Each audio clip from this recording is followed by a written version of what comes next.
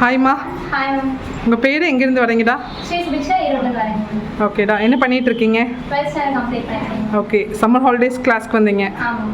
Okay. 1 month course நல்லா போச்சு. அப்புறம் நான் ட்ரைனிங் இன்ஸ்டியூட்டில் டிப்ளமோ டெய்லரிங் பண்ணேன்.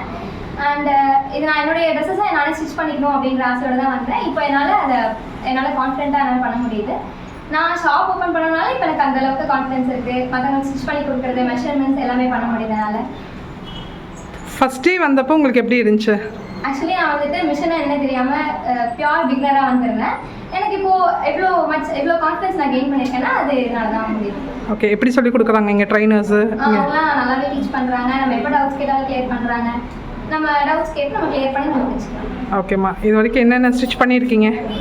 பேண்ட்ஸ் 3 பேண்ட்ஸ் தைச்சிருக்கேன். 3 types of pants and tops 2 types தைச்சிருக்கேன்.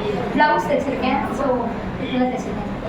Okay, ஏஜுக்கும் இங்கே கிளாஸ் கற்றுக்கிறதுக்கு ஏதாவது சம்மந்தம் இருக்கா?